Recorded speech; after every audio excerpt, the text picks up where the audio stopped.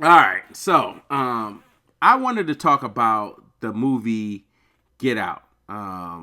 I have my man Terrell Barron for the couchsports.com, and What's he up, could go everybody? ahead and introduce himself. Hey, everybody. It's Terrell Barron from the couchsports.com. One half, one half. One half, Checking yeah, in with because Dave ain't here. But yeah, we saw the movie. Now I'm down here in Los Angeles. He's up there up north in he's up north in the Bay. So I wanted to break this down. This is going to be filled with spoilers because we're going to be feeding off of each other. I want to hmm put my 2 cents in. I want to let him elaborate. So this may be 15 minutes. This may be an hour. It might be an hour and 20 minutes. I don't know. But this will be an interesting conversation because it is heavy. If you watch Get Out, the Get Out movie, it's heavy in nuance. It is heavy with hidden messages. And I just kind of hmm want to sit down with somebody else and have this conversation. I've been dying to have this conversation. I've been dying to have it. So I will let Taro start because I kind of came in when they was taking a shower and Childish Gambino was blasting.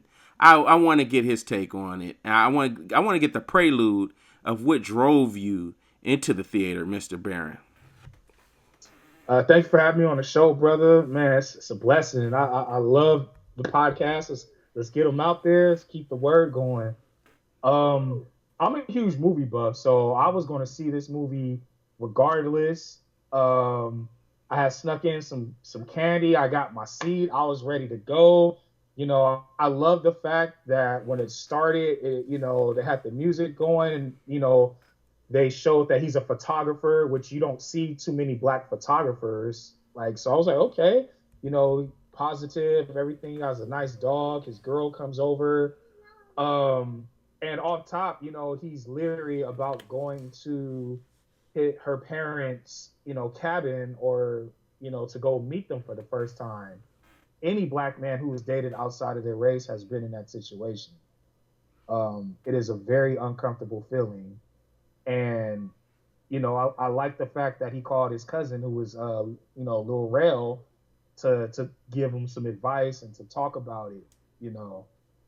Um, the movie to me was it wasn't eye opening because like I've seen these experiences. I kind of put myself in his position, in Chris's position, and it was an excellent thriller. Like from the beginning to the end, I was hooked. I was like, wow, okay, what's gonna happen next? What's gonna happen next? The part that did it for me, where I kind of started to put two to two together, is when the father said that his grandfather never got over to losing to Jesse Owens in the 1936 Olympics. Wow, it's So I was like, crazy that you said that because hmm. I peep game on that too. Okay, go ahead. I, was, I don't know why that was the quote that did it for me to kind of like be a detective and start putting two to two together. Maybe because he said it with disdain. Maybe because he said it kind of jokingly, or maybe he said it kind of like kind of pretentious. He's still bitter about it. Kind of. So I was like, okay. Um, I just love the movie, man. I really love the movie. Yeah, so okay, so initially I go into the theater. I've been waiting to see this movie. I'm gonna give you a little prelude. Now, Okay. I consider myself a brother that, especially within the past year, I consider myself a person that's very conscious and very aware. And when it comes to movies, uh, I was one of the brothers that was trying to support Birth of a Nation. I was one of the brothers who was trying to figure out why there was such a slander campaign on Nate Parker, and why there's such a claim for Casey Affleck. But no, not too much, stuff about that. I'm segueing. All right, but look, I wanted to see this movie because it appears to be a movie about interracial relationships, and there's this brother with the strong African features, and there's a woman. I guess she's an actress on the HBO series Girls, who is poly white. I mean, just like as white can be. Um, Appears to, you get what I mean? I mean, it just don't get whiter than that, and it doesn't get more African as far as features. And I think that's why they picked this character, and that's why they picked her. Now at the beginning of the film, that's where I walked in. They're playing the song a Redbone. This is by a Childish Gambino. And this song, throughout the hook, it says "Stay woke, stay woke." Niggas creeping. They're gonna find you, catch you sleeping, or something like that to that effect. But it's basically telling you stay woke. And I remember Jordan Peele being on the Combat Jack show and kind of promoting this movie. But I was like, what is Jordan Peele doing on a Combat Jack show? Because, this is kind of for conscious people. He's kind of like, I don't really follow Jordan Peele like that. I just like, he has a Comedy Central show. It's not really funny. It's for white folks. Kind of like, he's not like black funny. He's kind of like one of these. But to be honest, I haven't really watched his comedy. So it was just kind of like I was being racist towards him because he was a mixed brother. Like, he's a brother that's half white. And I was kind of being kind of racist towards him because I was just like, he don't really know about the black struggle or anything like that. What is this so? But anyhow, I get in the theater and I hear that song and that kind of sets the mood. But they get into the bedroom and it's kind of just regular talk. But he's like, well, didn't you tell him I was black? And she does the whole oblivious white woman thing. Mm-hmm. Well, why would I do that? I mean, this is an issue of colorblind. This is, and I read this book called Good White People, and it just added to it. And what she was saying, what she was doing was a whole oblivious, race doesn't matter, we're all equal thing. So she was kind of getting the brother. It was already something strange with that, but she tried to play it off. Mm-hmm. And my dad's going to do this and this and that, like priming him to make it seem like, she knows her dad. She knows, this is what you're going to go through when you meet my dad. Okay. So, start to the movie. It's kind of cool, but you're anticipating what's going to happen. He gets in the car. They're driving to the suburbs and, decent conversation. And he pulls out a cigarette, if I remember correctly. And she's like, no, you don't need to smoke the cigarette, right? Now, this is far-fetched. See, Get Out is one of these movies that has a lot of innuendo, a lot of nuance. So you can take something, and it's like The Matrix. You can come up with all of these theories and philosophies of corny stuff. And I kind of did that, I kind of did that, and I was kind of like looking at symbolisms and stuff like that.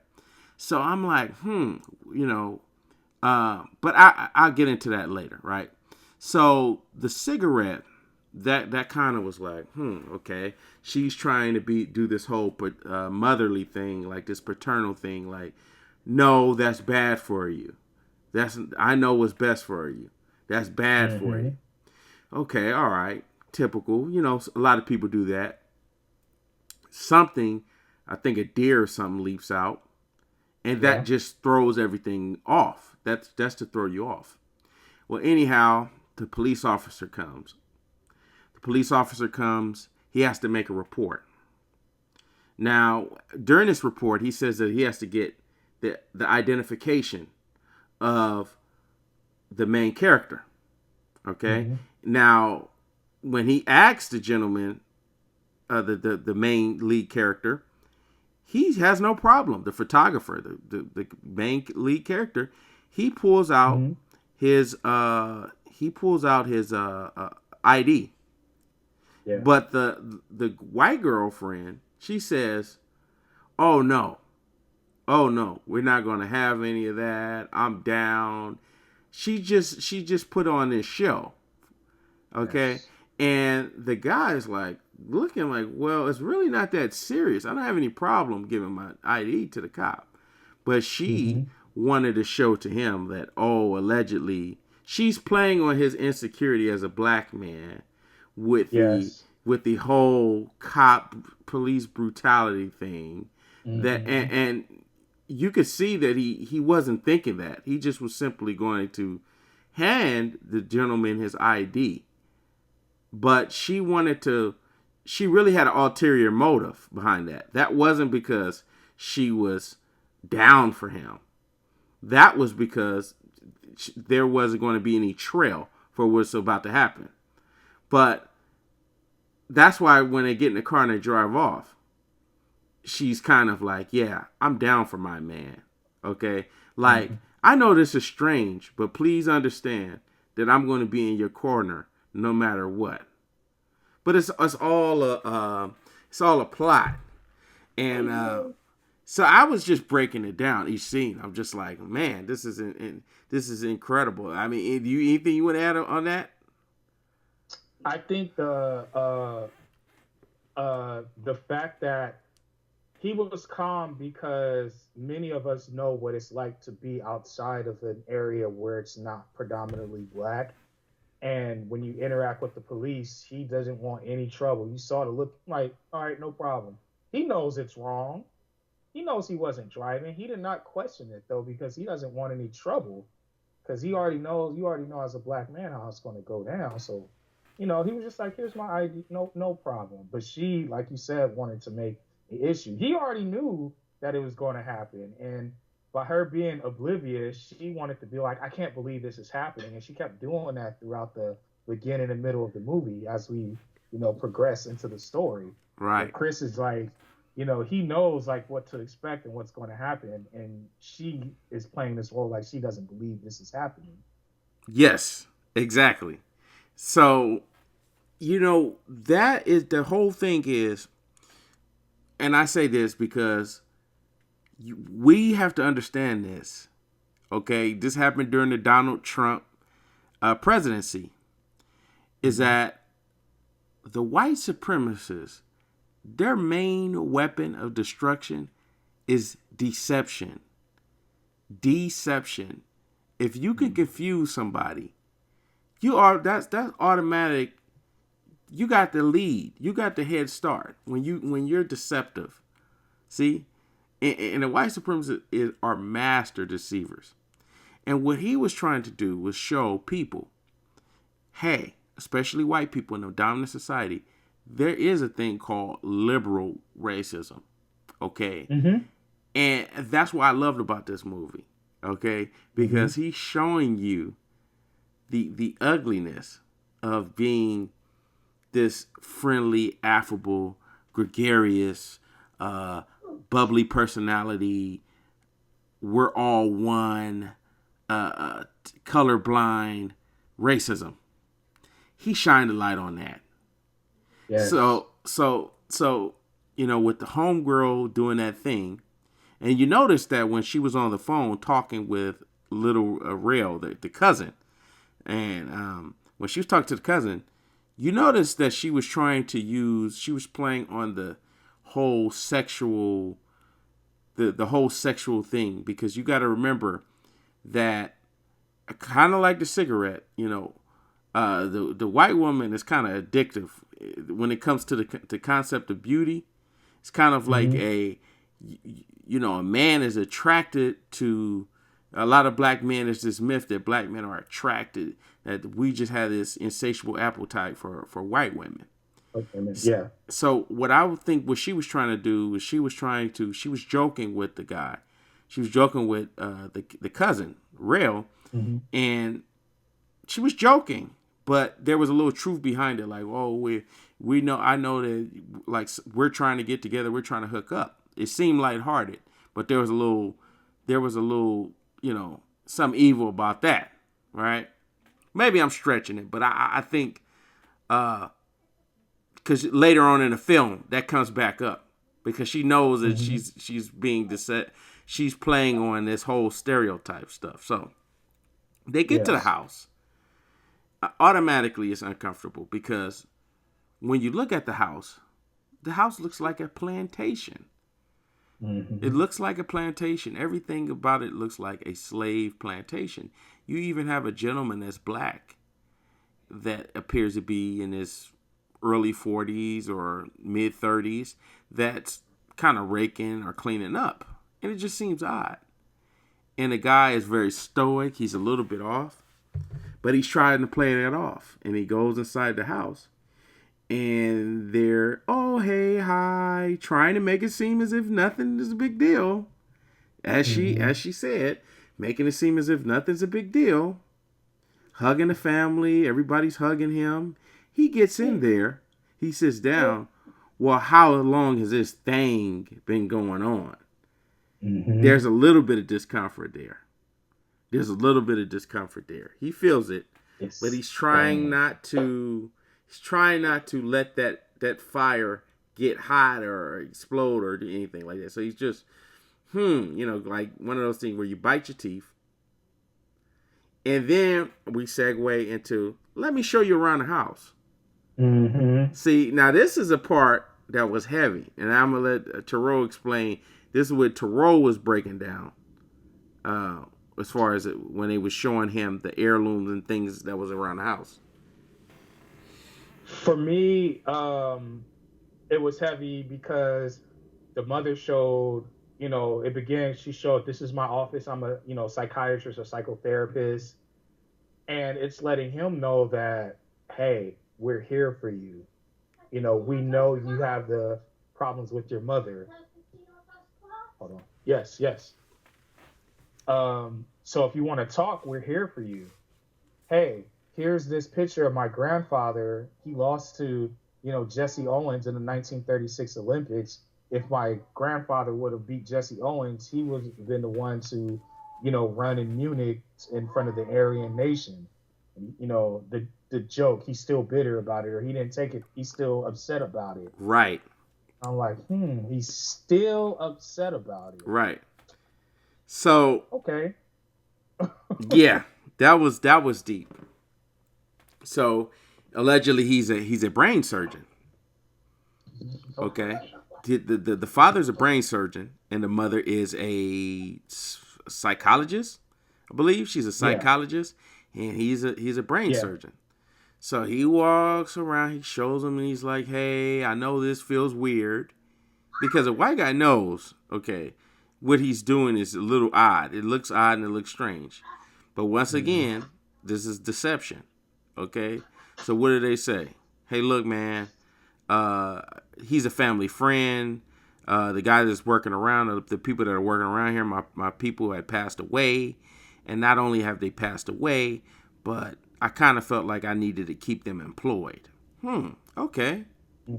All right. But throughout his whole thing, he goes to the table and he comes in contact with the waitress and not the waitress, the house servant, and I think her name's Betty Davis or I forgot what her name, Bet something, right? But she did a great job, and if you notice as they were talking, she was kind of being triggered. That's why you saw her eyes. She was being triggered by something, and something that they said made her over pour the tea. And she said, you should sit down. You should go take a rest. But I think a lot of people didn't catch it because this is one of those movies you have to see it 2 times. You got to see it 2 times if you really, really want to break it down. But go ahead. Oh, I think, the one thing that it was funny to me that when him, as he's doing the tour, remember they go outside to the house. And even his girlfriend, the white girlfriend, alluded to this prior to them meeting the parents that my dad would have voted for Obama a 3rd time if he could. And then the father says this. And for me, what made me laugh is like, this has become the default. I'm not a racist. Like, now it's like, I'm not a racist. Insert said object or said quote or said action here. I'm not a racist. I went to see Hidden Figures. I'm not a racist. I voted for Obama. Yes. So that's you know what? And that's not just that. That's also I have a biracial grandson. I have a biracial. I have a son-in-law. My daughter just got married to somebody who's black, and this could be a tragic mulatto. But they're saying, oh yeah, I'm not racist because I got my son-in-law is black, or they try to use a token. But what the guy was saying was, oh, this was the extraordinary Negro, the brilliant Negro. Yeah. This goes back to Booker T. Washington, up from slavery, where you had this one extraordinary Negro that stood out, that can actually speak and doesn't stumble over his words and holds himself correctly and shows that he's just as intelligent as anybody else. But he's an extraordinary Negro, almost like this is a circus, you know. This is the same thing that they did with Obama. So I find it interesting that they chose Obama, as if, Obama is the measuring stick. That's the highest, he's an extraordinary Negro. Yes, if I vote for him, I'll vote for him 3 times. Because why would you vote for him another 3 times? Because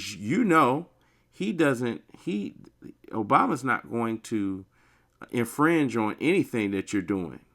His agenda is kind of low key making liberal whites feel comfortable.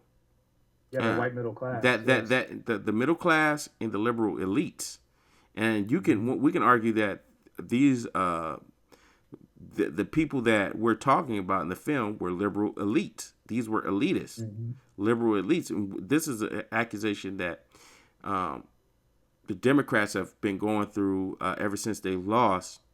Especially with Bernie Sanders losing out to Hillary Clinton, was elitism.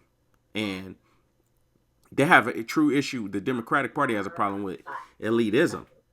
And they've been almost sometimes, in some instances, more Republican than the Republicans, especially on immigration, especially on certain other things.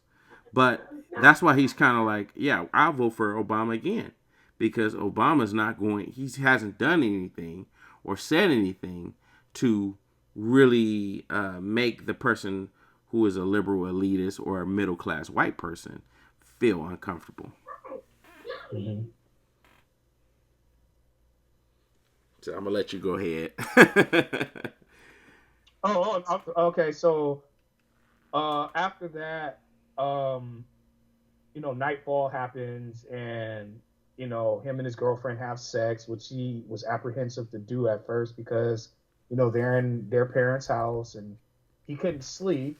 So he goes outside, he takes a cigarette break, and that's when the father is doing the fullback sprint. It goes to the right of him.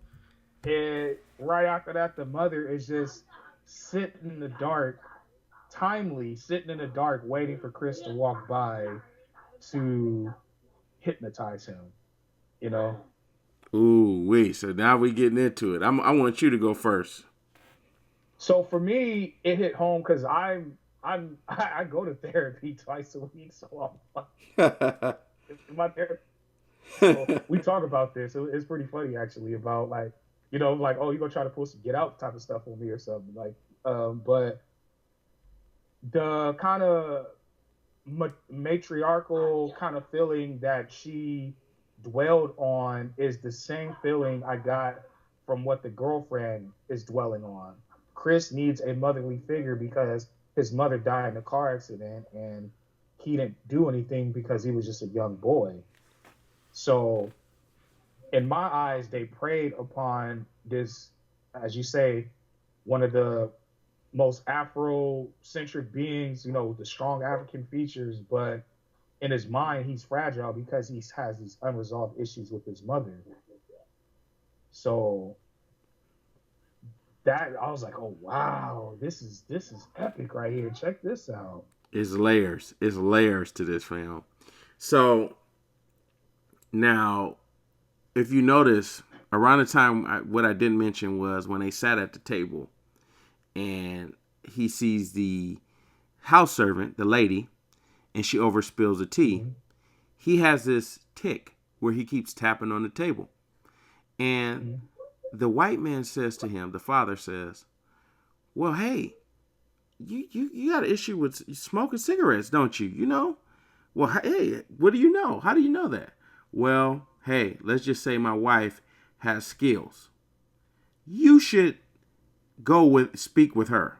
Now, this was a prelude to before the night where he sleeps with his woman. He goes out and he he has this urge to go smoke the cigarette. While they're out sitting That's in the facts. patio, that he kind of lets him know, the father kind of lets him know, hey, my wife can kind of fix you. See? Because the liberal elite always, even since the beginning of slavery, they've always felt that as if they could fix the Negro, the African American Negro. Now, I believe, if I'm not mistaken, was it the first night that they meet the brother? I did forget that part. Yeah, it was Yeah. at the Okay. dinner. Okay. So yeah, I just wanted to make sure I didn't skip over that. So before they, I guess they go upstairs and they do their business. We get introduced to the brother. Okay, this white guy is the MMA enthusiast, um, overly sports enthusiast. Um, it's almost sickening. Uh, White supremacist. You could feel it because his thing was his admiration for the African body was ridiculous. Yeah. It was, wow. Don't you know how high black people can jump? You see this going on at the NFL Combine right now. Mm-hmm. The oh my God, look at this physical frame. Mm-hmm. Because throughout the whole conversation, it's about strength. And the white man, he desperately, the MMA brother, desperately wants to measure himself up to him. He wants to see how strong he is in comparison to him. Mm-hmm. And it's a lot of truth in that. It's a lot of truth in that because you have a lot of he reminds me of the alt-right type of most of these guys you would meet at your job that seems harmless. Mm-hmm. But in secret, they think that this goes back to Darwinian theories of African men being tribal and us being some kind of super genetic mammal. And that whole dynamic when they're speaking and they're the father's trying to, oh, well, hey, calm down. Like, sit down, boy. Relax. You get a little too rough.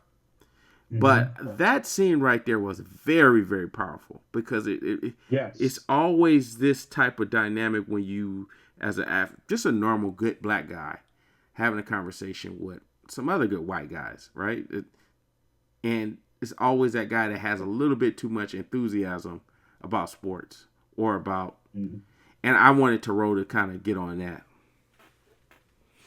It was funny to me because, like you said, like any average black person will go through that when you're interacting with a lot of the white males who are in sports because of their obsession with the black body. I talked about this a few months ago on the TV show Playmakers, how Omar Gooden was basically saying, when you get piss tests, you have these three, elderly white guys just looking at you and they probably want a piece of you, sexually. I also talked about how white male is obsessed with our genitalia, how they're just obsessed of our physical prowess. Like anytime you watch sports science or any type of in-depth show on ESPN or any other sports network, they really get in depth about it, and it's always a white guy, like breaking down like how quick Steph Curry's release is, or how explosive Blake Griffin can jump, and it's just like, yeah, we know that we don't need like all this extra stuff, like, and they're looking at it in super slow motion and got the thermal X-ray vision specs measuring their pectoral muscles and all these other muscles that, quite frankly, as a heterosexual male, makes me uncomfortable. Like, Yes, so this goes into sports science. This goes into the 40. Okay, they got a guy right now that's running a 4.22. He beat Chris Johnson. Okay, I know this is going off, but I'm saying that there's always this admiration, this fascination of the black body. You know, Yes. there's some kind of perverse belief that genetically we are just that much stronger because of slavery. Where Mm-hmm. our sexual prowess is that much better. Uh, because hey, we couldn't have the brains. This is why you hear a lot of dog whistling language when you always hear about RG3, when you hear about Mm-hmm. Cam Newton, when you hear, Mm-hmm. especially when you heard when Michael Vick was playing, there was this thing Mm-hmm. that the black quarterback. This goes back to Jimmy the Greek, uh, but even before Jimmy the Greek, there's always been this thing that hey, you can't have the brains, you can't have it all, so the black man has to have this sexual dominance because remember Africans were uh, always thought of as these sexual beasts that could breed and you Mm-hmm. could just throw a black man into a thing with several women and a black man could create all of these babies. Even still to this day, there's a lot of innuendo about the black man creating all of these babies and Mm-hmm. sexual prowess. Um, so there you have it. And uh, I could even go even deeper. There's this theory about what happened in history uh, that talks about, I believe it's called nigger in the woods or nigger in the something that has to do with lumber. Because back in the day, during the time when African Americans could not afford to take care of themselves financially through the job or wherever. They used to knock on doors and ask different white customers, "Hey, can I chop your tree? Give you some firewood?" And I'll chop your tree in order to make some money, and I have firewood for you if you give me whatever little money I can make for chopping up your tree and giving you wood. So usually there would be Mm-hmm. a white woman at home, and the white slave master would be, or not slave master, but the white whoever it was, they would be out. The male of the house would be out, and there would be just a white woman at home. And the black man would take his shirt off, of course, because it's hot. And as he's chopping the wood, it's kind of turning the white woman on. So the white woman would kind of invite the man in, or the buck, I guess you could say. Or I guess it wasn't a slave because this is in between the time of emancipation and around time where there's a lot of sharecropping. But the white woman would invite the black man in the house and would tell him, "Hey, look, you got to give it up. You got to basically put it down, or else I'm going to say that you raped me. So it's either you do it and get accused of rape, or it's either way." So the black man says, "Hey, I got to do what I got to do because either way, the white woman has the power." So Mm-hmm. the black man would sleep with the white woman because you remember a lot of the white men, they always had this jealousy of the black man having this sexual power, this kind of power that the black man had. So what will happen is Mm-hmm. the black man will leave the house. The black man will leave the house, and he, the wife would say, "Wow, look at this fresh wood that this Negro had cut for me." And the white man would say, "Wow, okay, this is good. I got some fresh wood. Everything's okay." You wouldn't think too much of it. Uh, 9 months later, the baby would come out with, of course, a darker hue, and the slave master would say, "Oh, it was the damn nigger with the woods, the nigger with that lumber or whatever." So it was a term. It was a term. I can't get the correct term, but they say that in between a certain period of the 19th century, a lot of white women who were having babies out of wedlock, black men were like 43%. Black men were 43% of the fathers to a lot of white women who weren't married. So this comes from a book by Dr. Claude Anderson called Dirty Little Secrets. and I guess he got that reference from one of the Thomas Sowell books, but it's kind of that dynamic going on in a little bit in the film too, right? That you're going out into the Mm-hmm. woods, you're going out. So there's this animosity or this jealousy of the sexual beast. The black body is such a sexual beast, and Mm-hmm. uh, that conversation had a lot of innuendo. But as you say, he goes into the woods. He's kind of scared, and he sits down with the mother. Now, my take on the situation with the mother was, once again, as you said, she was trying to have those maternal powers. He already Mm-hmm. opened himself up to her during that part where he was talking about, hey, I lost my mom, I lost my when he was giving his family background, he was saying that he Mm-hmm. didn't want to talk about it because it was a dark place. Mm-hmm. And so when she says, hey, I know you've been smoking cigarettes, that's my daughter, that's my daughter. You're trying to kill my daughter. And she guilts him because Yeah. white women are not just white women, but yeah, I guess I can, since we're talking about the film, but white women have this special. It's almost like white women magic. Okay, this is what you see in the film King Kong. There's some racial connotations to King Kong.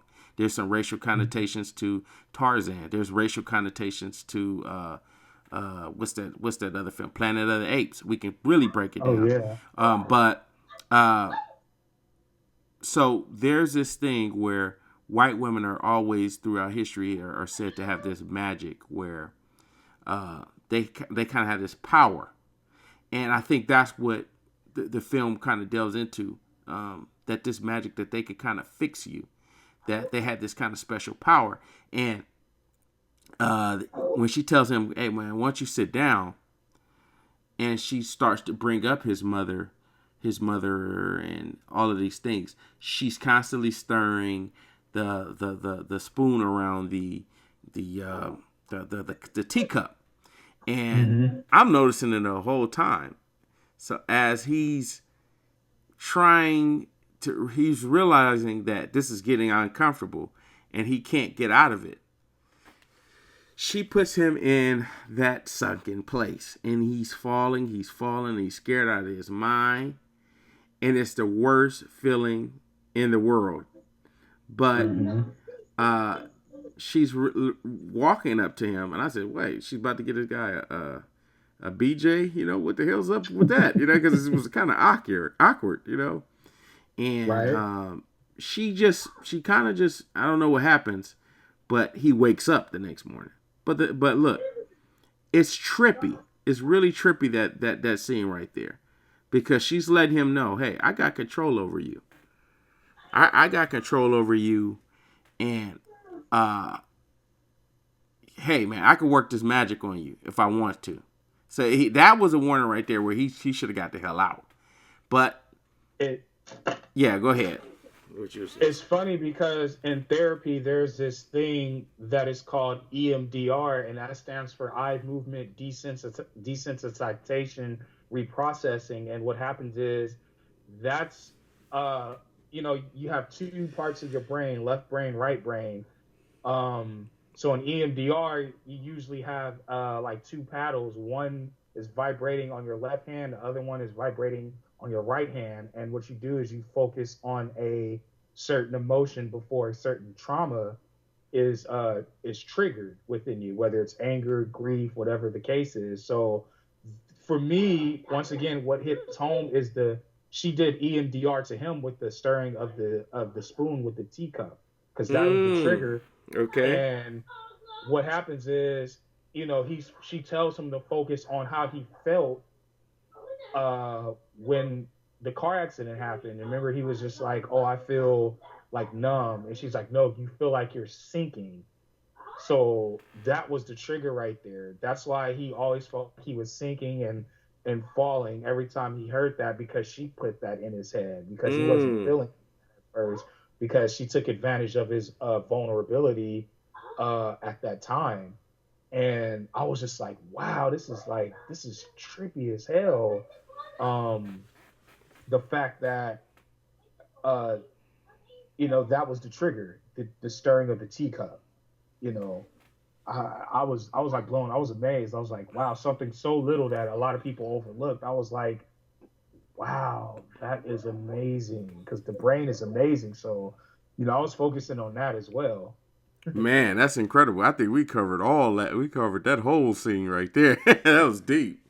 Yeah, you captured that. So he wakes up, and I believe he turns to his woman, and he tells her, "Hey, and she kind of plays oblivious. Okay, Mhm. now things get kind of blurry for me up until that point. But I think what yeah, happened there. Remember, he talks to her saying to hypnotize, and she was like, she was being oblivious, and he rolls over and he sees that his phone is off the charger, and his phone yeah, that's right, that's right. the first time, and he's like, "Hey, I think Rose, who is the maid, the black maid." He's like, "I think Rose, no, Rose is the girlfriend." He's like, "I think what's her face, the black maid, unplugged my phone charger." No, I You think know, you know what I think that was when he came upstairs. Or am I no, wasn't wrong? it unplugged twice though? I think when he woke up the first time, and then the second, yeah, I know it was unplugged twice because he did reference it a second time to his Oh, then yeah, girlfriend, you're right. Then you're right. You're and absolutely right. then yeah, what happens after that? Well, I The know for a morning fact he goes happens. downstairs and he sees a guy. He sees a black guy because he wants to have some kind of conversation with Yeah, he's the black chopping guy. wood. The guy's chopping wood. Yeah. And So there's your theory of nigger in the woods. He's chopping wood. yes, exactly. It's called. I have to get the book, but I was just reading it earlier today. In Dirty Little Secrets, it was talking about that. And but he was chopping the wood, and he's the guy. If you notice, they all have their heads covered. They all Mm-hmm. have their heads covered because he looks up. I think he looks upstairs, and he wants to take a picture of this. He wants to take pictures of this, but he looks upstairs and he sees the woman kind of doing something with her hair. I think he sees Mm-hmm. her fooling with her hair, and he looks to the brother and he says, "Hey, man, uh, I'd like to introduce myself. It's nice to see you, another brother up here."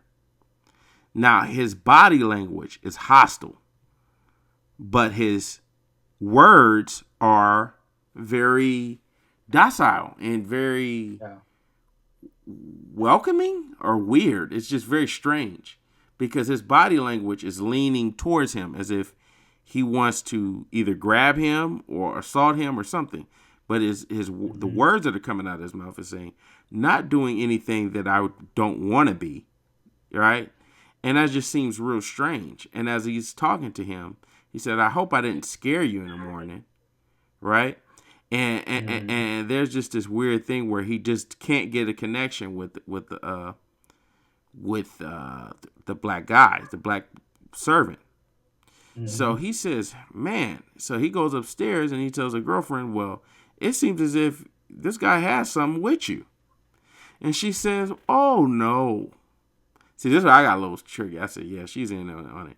"Oh no, I've never dated anybody black." And I was like, right? Because I remember, I think they were in the bed, they were pillow talking, and there was some kind Mm-hmm. of mention of whatever. But she says, "No, I haven't had anything to do with any black people. Pretty much you're the first." So he says, "Man, it seems as if he really wanted you. Like if y'all had something going on." Mm-hmm. And she's like, "Oh no, don't pay no mind to it. He's just a family friend." Now, from here, things get kind of cloudy. I think from Let me see what happened. They announced that morning that they're having kind of a repass, or the anniversary of the grandfather passing away, and that they will be having guests coming in from all over the town. Because remember, another thing that I forgot to say is I found it peculiar that the father said we're the only house that's on this side of the lake, pretty much.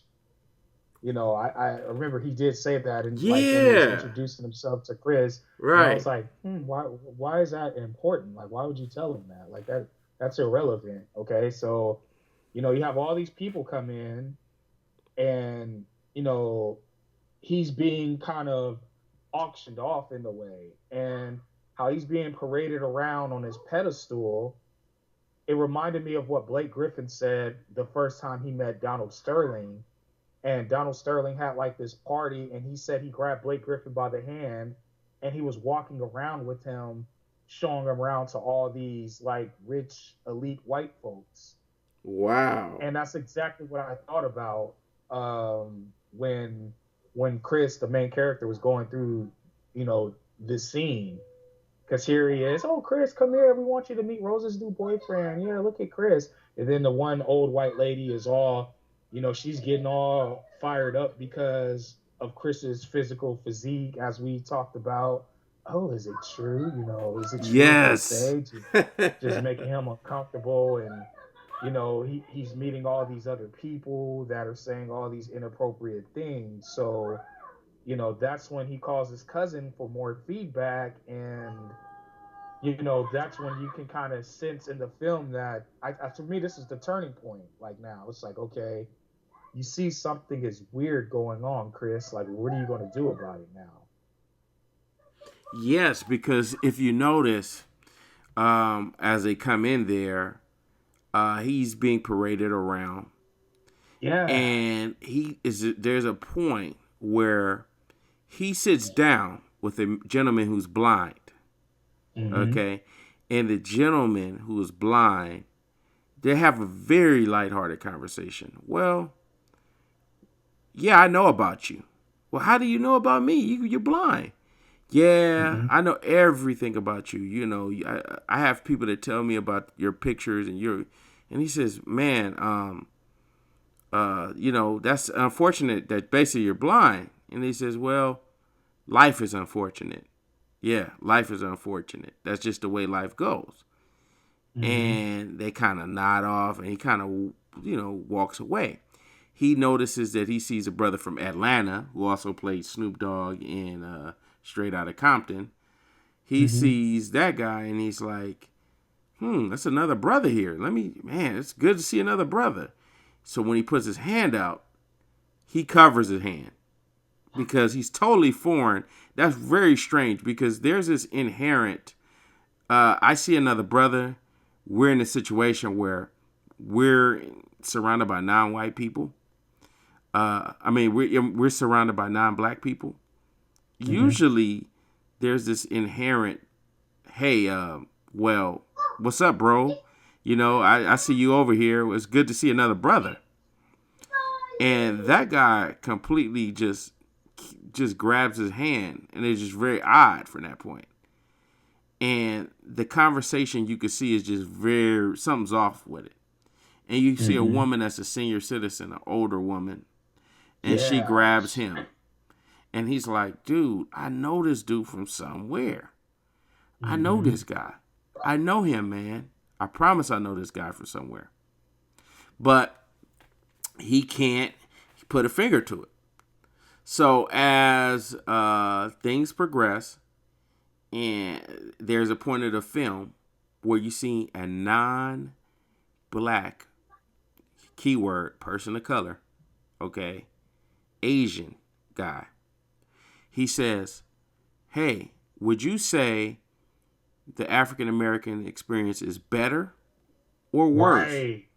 Okay, I peep game. I says, well, Asians are kind of not. I guess you would say. I can't say that they are.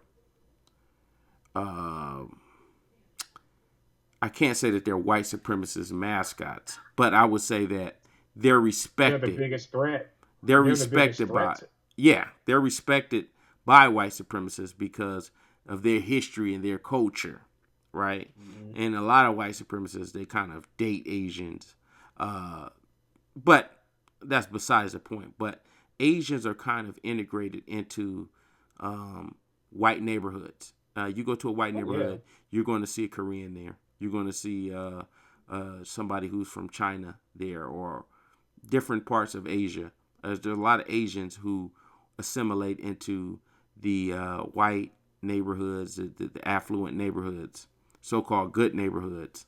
And when he asked that kind of, I was looking at that. I was like, this kind of exposes non-white people of color racism. Their kind of their kind of admiration of the black body. I think that was interesting. I caught that, but I was like, maybe it could have been something. Maybe it could have been. But that's what I was thinking. And he says, well, hey, I don't really know. Why don't you ask this brother, the same brother who appeared to be programmed, that grabbed his hand awkwardly? The brother, only one other brother. Now, go ahead. What you say? I loved how he did that though, because he's like, I felt Chris at that moment was just like, you know what, I'm tired of this. Let me kind of, this other brother kind of slighted me, so I kind of feel like he did it spitefully, but at the same time, he was like proving to like the white folks he was being inclusive, and It was you very know, strategic. right. So then that's what he kind of just kind of fell back in the background and took that picture, but he had the flash on, and that's what caused the seizure. Right. Or Because the Flash is basically saying, hey, you need to wake up. Right? mm-hmm, Like, you need to snap out of it. That's why mm-hmm, the Flash symbolized this thing that would deprogram somebody. Because uh, that Flash is telling people, hey, you need to wake up. You need to snap out of it. And you notice you see all of the white folks grabbing the guy, gaffling him up, taking him into that special room. Then after he goes inside this room, magically, get out, he's get back. out. Yes, he's like, get out, right? So, magically, it's like, oh, it's no big deal. Don't worry about it. Because they reprogrammed him. But when you watch the film, you're like, it just seems so crazy. So the guy goes back upstairs and he noticed that his phone is unplugged, right? Mm-hmm. This is when the maid goes upstairs and he's trying to tell the white girlfriend, hey, look, something ain't right. We need to get the hell out of here. Almost. He's almost at that point. So when he goes upstairs, did you notice how they all quieted down? You talking about downstairs? Downstairs. As he goes up the stairs, immediately after. I No, yeah, go ahead. it kind of stopped, and then yeah, it was just like kind of like I don't. It was weird because right after that, they're doing the thing with the bingo cards at the gazebo. Right. So at that point, you got to break that down because I stepped out. I had to take a piss. So, and that was the most important part of the damn movie. But So, oh, I'm sorry. okay, so when he goes upstairs Mm-hmm. and he tries to say to the girlfriend, she plays oblivious. Mm-hmm. The maid comes upstairs, kind of shocks him. Whoa, hey. Oh, I'm so sorry. I did not mean to unplug. So I didn't want to tamper with your charger, whatever. So he's Mm-hmm. trying to plead with the sister. He's saying, look, this is too odd for me. This is too weird for me. Because look at it from my standpoint. It's like, this is just too damn odd. This is just too damn awkward. Because, look, don't you feel like that we kind of being controlled? Or don't you feel like that? Mm-hmm. And you notice that she started crying. Mm-hmm. That was her inner her. That was the real her. The real person. That's why it's two different people. The maid is crying. The servant is crying because she knows what he's saying is real. She wants to Yeah. fight. She wants to combat. She wants to go out. She wants to tell him get out of this situation. But it's flashing. If you look at the trailer, it's like flashing, and it shows her saying no, no, no, no, no, no, no, no, no, no, because she's programmed.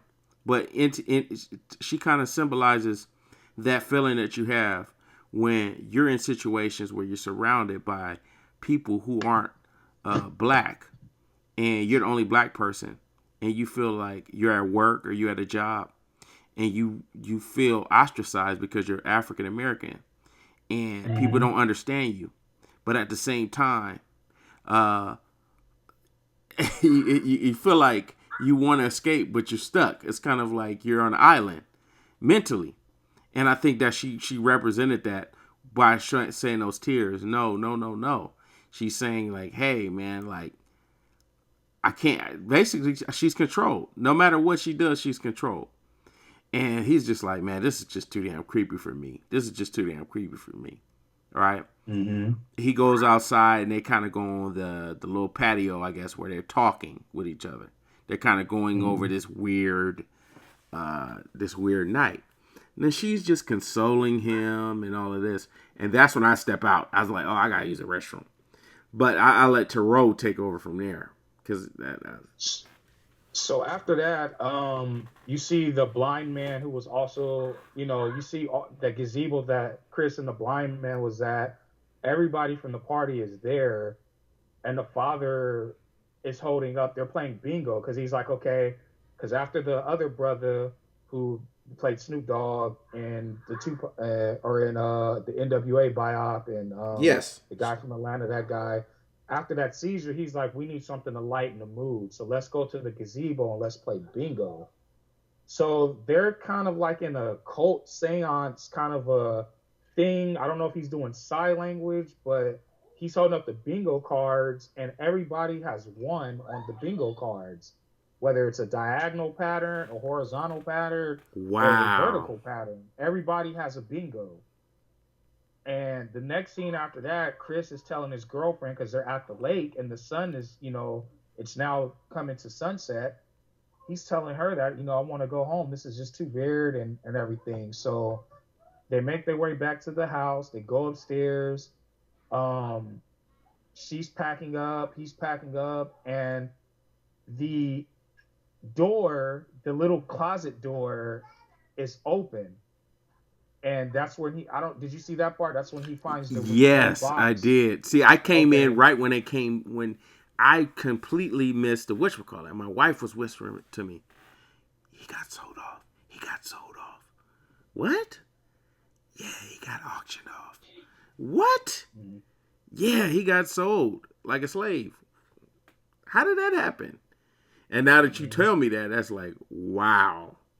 Wow, wow, wow. I, Okay. I didn't I didn't I didn't get it because I mean I got the auction part, but I didn't get why everybody won though. That's the part that tripped me out because I thought, okay, why didn't the blind guy just win?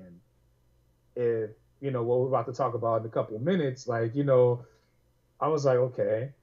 So he tells Rose to we need to leave now, find the keys. They make their way downstairs because he finds a box, and it's the contents of the box is of all these black men who have presumably been missing in this area that they're at. This small little lakeside town. So he is ready to go. He's like, it's time to go. I can't take any more of this shit. And more importantly, what I failed to mention is during this whole ordeal is that his cousin is trying to make sense of this because the cousin plays an integral role. He's telling his cousin, hey, look, man, this and this and this and this and that. His cousin kind of, in a sense, represents his consciousness. Yes. His conscience is telling him these things that his cousins is telling him.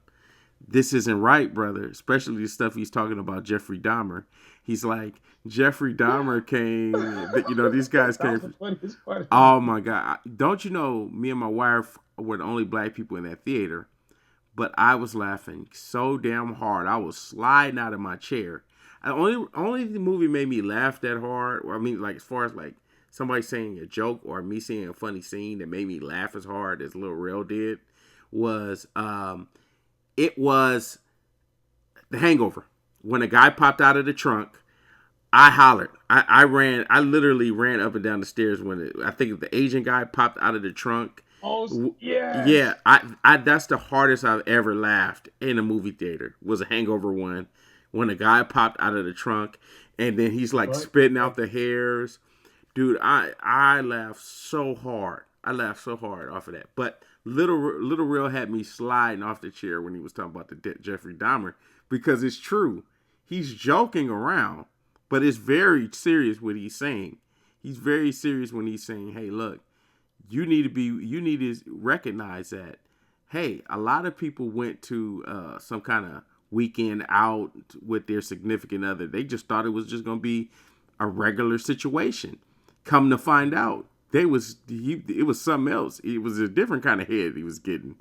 And I was dying laughing off of that. But during the whole time, the cousin is trying to piece together why his cousin hasn't returned his calls, or why his cousin is missing, or why his cousin is just real weird and odd. He's trying to go to police detectives. This is right after he identifies the brother. The guy who was at the that has been missing. That's from Brooklyn, and he's like, yeah, the brothers from Brooklyn don't dress like that. And he was trying to piece together the things, and he kept saying, "I'm a TSA agent. I know this. I do the same kind of line of work as you." And that whole thing was funny. But throughout the whole time, his cousin kind of symbolizes his consciousness. His hey, he knows what's right and he knows what's wrong. Like you said, there's a left side, there's a emotional brain, and then there's a right side. That's the reactionary instinct brain. So it's kind of like, hopefully I got that right. You can correct me if I'm wrong. I think it's either way, something like that. The left brain is emotional, the right brain is something like that, or the vice versa. But he represented he knew what was right, the emotional part. And throughout the whole time, once he gets into that open closet that we said, and he pulls out the pictures, he's seeing all of these people that have been missing. And as the music is just is like sharpening horror sounds, because he's realizing, oh my God, this white girl is a piece of work. She has a whole catalog of men she's destroyed or got rid of, or so he knows, okay, I'm with the villain. I'm basically in bed with the villain. So I need to get the hell out. Right? Ironically, which is crazy. It's like, right now you need to get out. After the auction and all of that, you now you want to get out. Okay. So he's like, we gotta go, we gotta get out of here. The MMA brothers standing at the front door, kind of blocking the front door. The fire pit's going. It's just very odd, very awkward how everybody's positioned. And they're acting normal, like, yeah, we've been through this several times. We know what to do. And I mean, I'll let you to give your take on that. It was funny to so when Little Rail was at the police station, I was thinking that it's good that Erica Alexander got some work, Max from Living Single. Yeah, no, But no, she still, to me, she still look good to be, still got it. Yeah, Still I got like it. that. Yeah. And I was thinking something kind of relevant but irrelevant. If he was a white woman saying that somebody was missing, the police would have been all over it. End of story. Absolutely. And I just thought that was another funny dynamic. So, after that they get the brother ended up subduing Chris, and they take him down to that basement that the father that we failed to mention in the beginning when the father was doing a tour, saying that the basement was quote unquote getting redecorated or remodeled, so don't go down there pretty much. Yeah. So Yeah. he gets taken down there. He's tied up to a chair with the old school TV, and the TV prompt comes on. And who is it? It's the blind man telling Chris what's about to happen. And in order for Chris to get into these trances, the coffee, the teacup with the spoon getting stirred plays on the TV to trigger Chris to go back into his subconscious and to pass out and be left helpless, pretty much. So Chris has to figure out how to get out at that point. And what's crazy is, during that point, uh, where the villains, they got him trapped. So Mm-hmm. now he has to figure out how he's going to get out. There's a part where I know they cut to the first, it's like two parts. First time he sees it, is nothing he can do. Second Mm-hmm. time he has a conversation with the blind man, and the blind Mm-hmm. man says, "Man," he says, "Why me? Why?" He says, "Look, man, it's nothing personal. I want your eyes. I just want to see things the way that you see things." Mm-hmm. You see what I mean? Because a lot of times there's an admiration, even when you do blogging, even when you do photography, or you do anything, just general conversation. There's always this admiration of wanting to see things through the black lens, right? Even when you have things that trend on Twitter, things that trend on social media, it's always, let's see what the black folks think about it, because they're very funny. They have a different way of viewing um, the way that events happen, right? And there's this fascination of, wow, I just want to see things the way that you see things, to get a better perspective, or to get a different perspective. I want your eyes. I want to see it the way that you see things. That's all I want. I don't care about anything else. And I think that was kind of deep. You know what I mean? I think that was kind of deep. It may have not been, but I was No, paying attention. No, go ahead. Yeah. it was extremely deep, brother Eddie. A few podcasts ago, we did one with brother Daryl, and I was saying, because we were talking about white supremacy and black experiences, that would it be cool if somebody, because virtual reality is a big deal now, if somebody came up with an app where you could basically give the black experience. And I got the idea from watching this old Ice Cube show back in like 2006 called Black and White. I was just like, I thought that was a good concept where he took these white families and he put blackface on them, gave them black features, black hair, so they can kind of see what it's like to be black. And then Daryl and also Sister Garland, they had said, like, but that's kind of rewarding white people because here they have to put on this virtual reality just to be something that we already are. Yeah. It's a leisure activity for them. So then when he said that, I was like, holy shit, I was just talking about this via virtual reality using the Samsung Oculus goggles Yes. or the Right. and so that part hit. I was like, damn, this is fucking trippy It's that trippy. It is trippy that that what he said. He said, "I just want your eyes. I want you figure he already had some kind of admiration for his so-called photography, and yeah. his photography, the way that he did the photography, I guess, was from, it's kind of that thing that uh, uh, you remember, what's the famous artist who was big in the 80s, early 90s.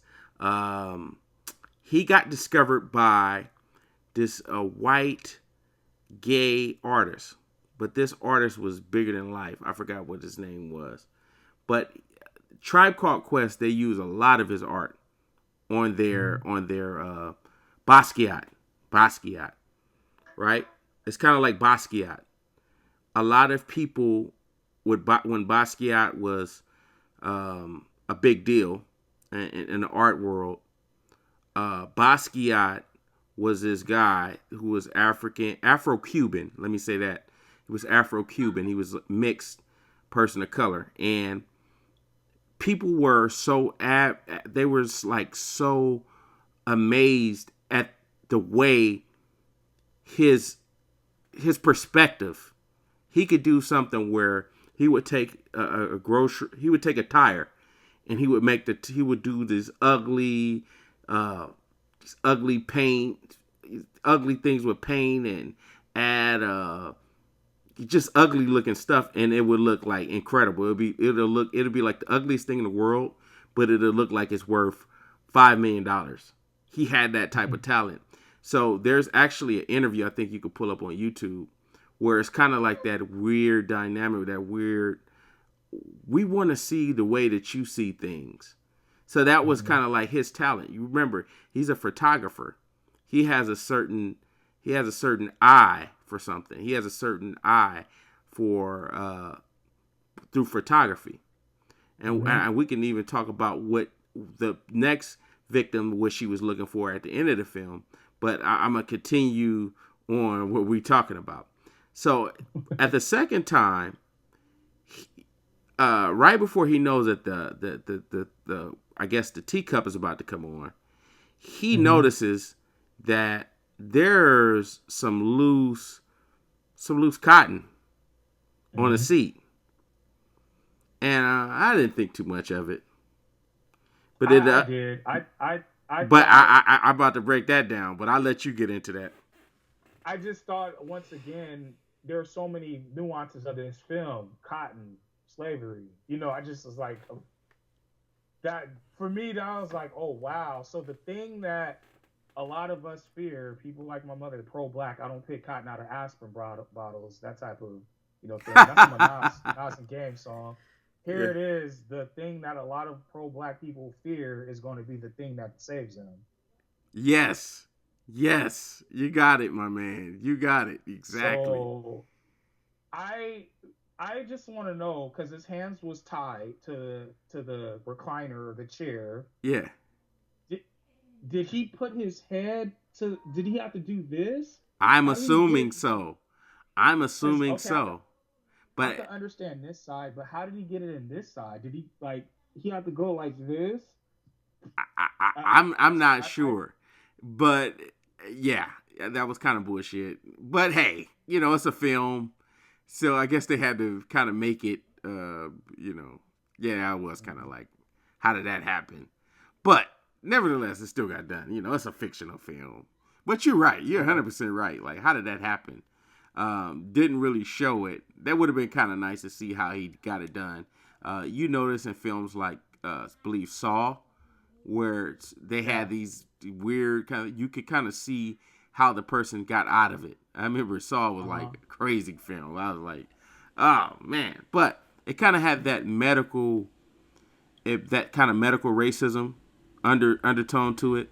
When he was cutting, when he was cutting open the blind person's head, Mm-hmm. there was this because black bodies have always been experimented on since slavery. I mean, you can even talk about how some of the first medical devices were used on slave women because, especially in the vaginal area, because of they thought the African Americans had a higher pain threshold.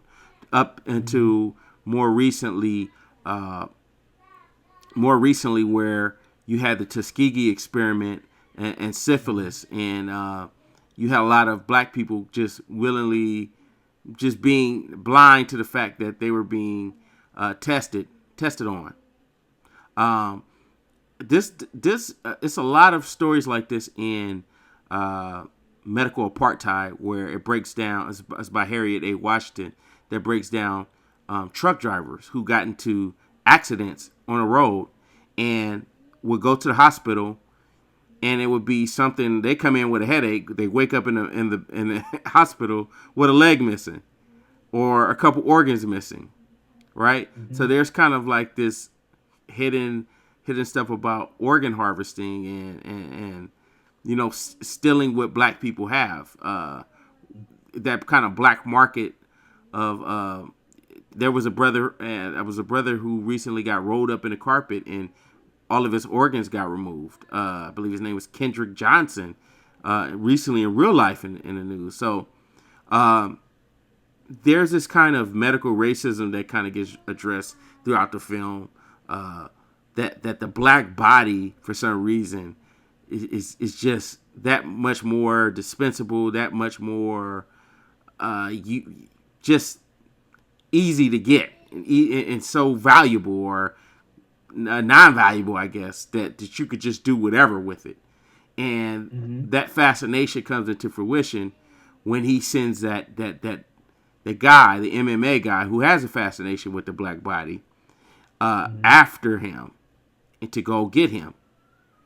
And when he lets him loose. He plays dumb, cracks him in the head, kills a father. Uh, goes and sees a mother.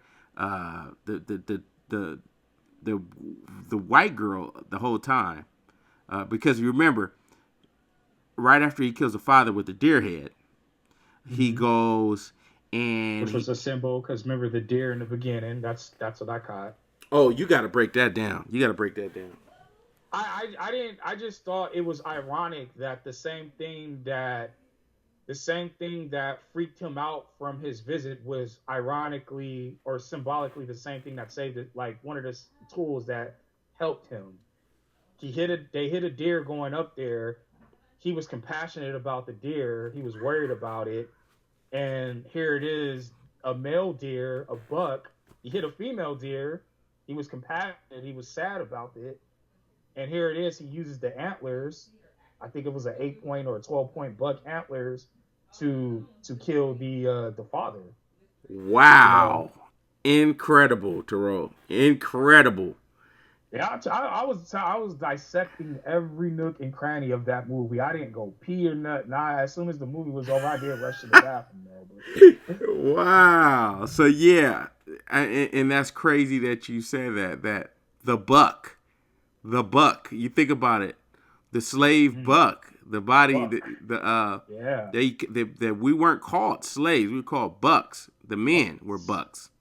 So what's crazy is he used the buck to wow, that was incredible right there. I'm the type of person I like stuff like that. Like, to me, that's even makes it even more incredible. But that just goes to show you how much innuendo's in the film. So he sees a teacup, he goes after the teacup, and he smashes it. Luckily, because he gets to it before the mother can, and everybody's like, "Yeah, she's dead, she's gone now." So he that was like an easy kill. So as he's getting out, I guess the program maid. What is she? What happens with the maid again? The black maid. So at this point, he's escaping in the car, and it is revealed that the maid is Rose's grandmother. So Rose says, "Get him, Grandma." So Rose is running after the car. Chris runs over Rose. He sees her. I mean, Chris runs over the maid, and Chris, by him having a big heart, because remember they hit the deer, and he's like, "Here it is. I hit this black lady who's trying to kill me, but I have an obligation because she is black. I don't have a mother. You know, let me do this the right way. I can't just leave her."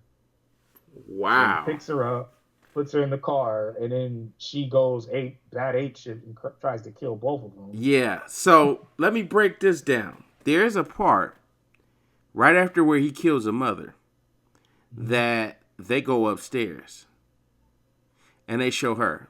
She's lily white, right? And Right. Oh yeah. I'm gonna break that down. See, it's just too much stuff in the film. Now you remember, the cousin had tried to call her earlier during this whole ordeal, while he's going through his medical apartheid situation where they're about to just cut him open. And he calls a lady, and he calls a white woman, and he says, "Hey, what's going on with my friend?" That doesn't really make sense. It's just not really making sense at all what she's saying. So I thought you guys did this and did that, and she's not giving any clear answers. So he says, "I'm about to catch her. She's lying. She's lying." He does something where he tapes her with his computer. But by this time, she knows that he's obviously trying to record her. So what she says is, "Oh, I know that you want to stick it in me," and da da da da.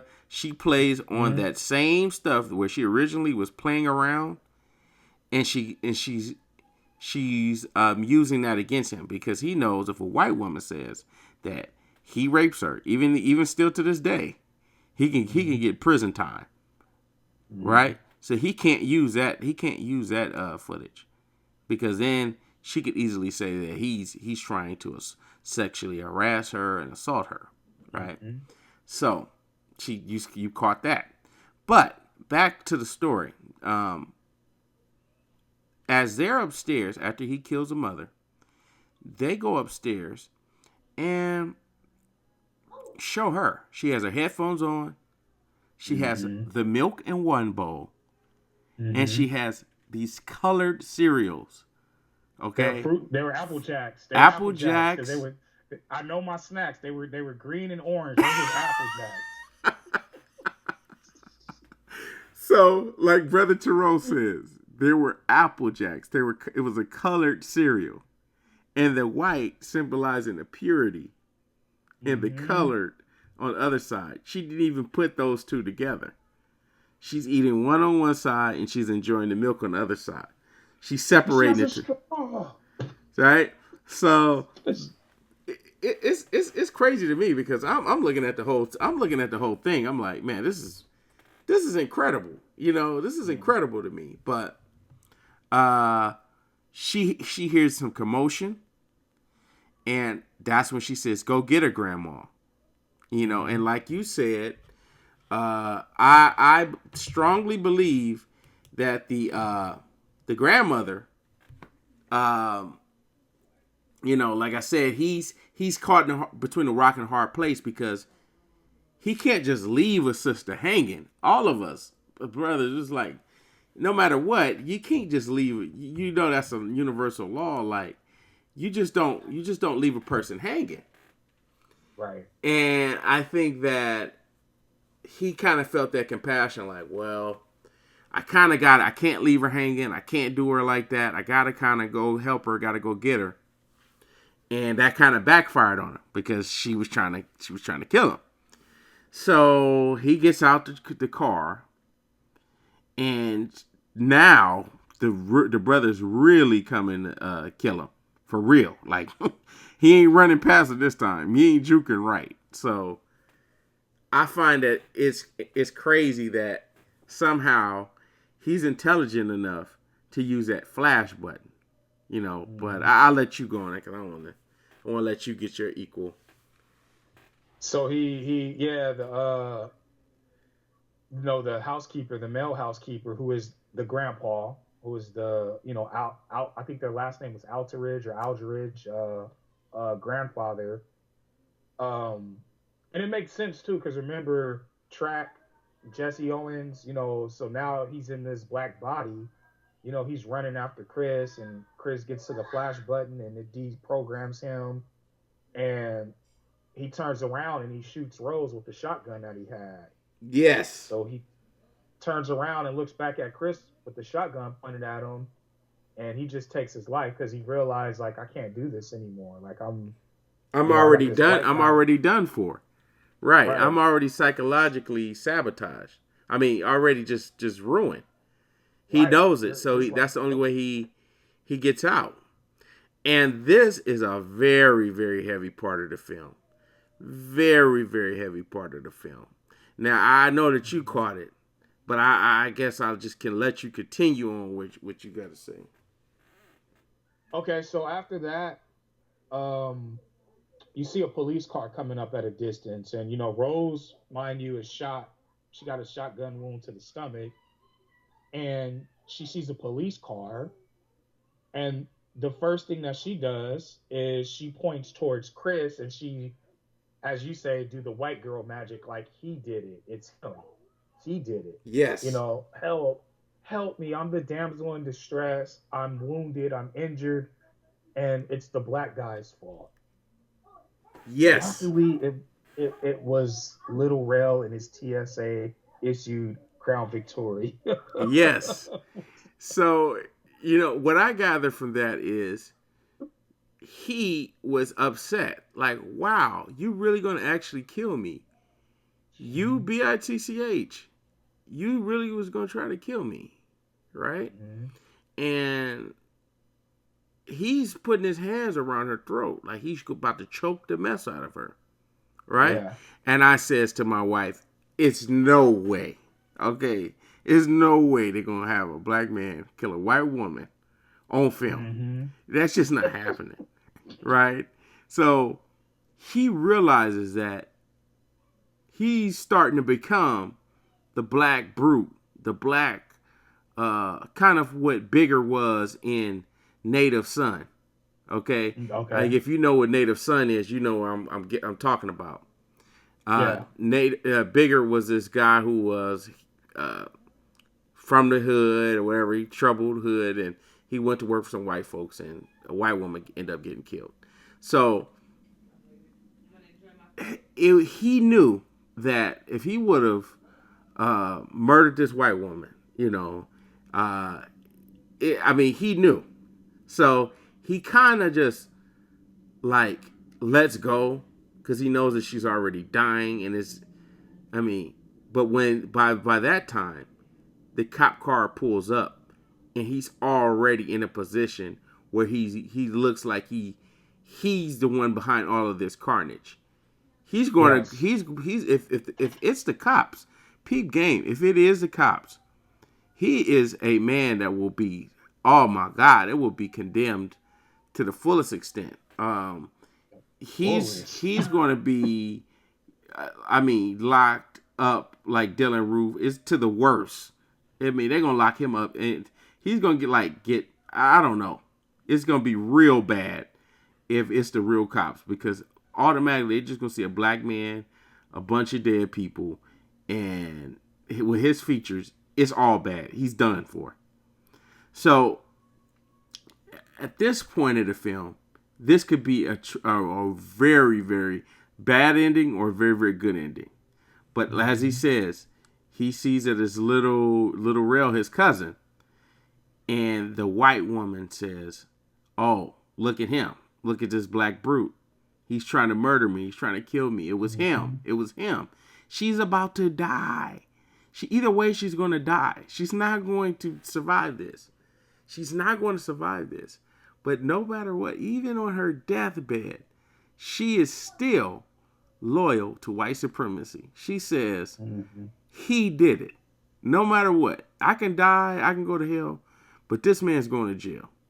Even though he never, if you looked at it, he never even really harmed her, I guess you could say. Because remember, when he was coming downstairs, she says, "You know I can't give you the keys. You know I can't give you the keys. That's not happening." Because he realized that she was a villain. Yeah. And he knew that she knew that he knew. And it was just all bad. And even at that point, you still see that there was no vitriol. He kind of was just like hypnotized by her. Like he couldn't do it. And even then, through all of that, it just shows you the type of power dynamic just off of how things may look, how one may interpret it. See, if the cop pulls up, he just sees a black man as a savage beast. That's all that's going to be through the headlines. Savage black man kills. He's a serial killer. He's a. You see this stuff happening with I believe it was some rapist black guy, with some white rapist killer, and they had some black guy, and they was just like, oh, he's a terrorist. And then with Dylan Roof, it was like, oh, he's just a shooter. So the media has complete control over how you view something before you even, but the way you even form an opinion, that they automatically, it's already set. So it was so crazy that it just happened to be Little Rail, and his cousin tells him, "I try to tell you, man. I try to tell you, man. This guy is damn near half dead." He's telling him, "Hey, man, didn't I tell you this? Didn't I show you?" So that goes to show you, man, like, wow. I mean, absolutely wow. Great film. I Yes. think there was a little bit more to that, but maybe because I don't remember anything after that. No, that was it for me. That was it. It was when I saw though. It's funny because black people all know what Crown Victoria lights look like, headlights look like. When I saw the the yellow, white, yellow, the framing of the lights, I was like, shit, that's a police car. I was like, oh my god, Yeah. it's a wrap for him. Like, what's going to happen like now? And then when it was TSA, I was like, oh, whoo! I was so relieved in the main character because I knew Little Rail was basically Little Rail to me was the black person in a scary movie who's not going to be compassionate, who's going to be the survival, who's not going to do any investigation, and that's what he. I mean, even though he did investigate, but he was the one that tell Chris not to go there in the first place, or hey, you need to do this, don't do that, get the hell out of there. But Chris's love for Rose just proved that he was really attached to her because of that lack of maternal feeling that he got as a child. No, absolutely, absolutely, and he is kind of like he saw his mother through Rose in a weird way, Yeah, and because that remember one of the scenes he even said when they was at the lake, like, I lost my mother. I'm not going to lose you. Pretty much, I love you. yes, And she kind of did like a smile, like a smirk smile. She didn't say really like right there, like I love you back. She waited a few minutes to say it, but in my eyes, I thought like, okay, she's like, all right, I got this Negro. yeah, Yes, he's already but she he's done for. He's done hook, for. line, and sinker. Mm-hmm. And like I say, incredible film.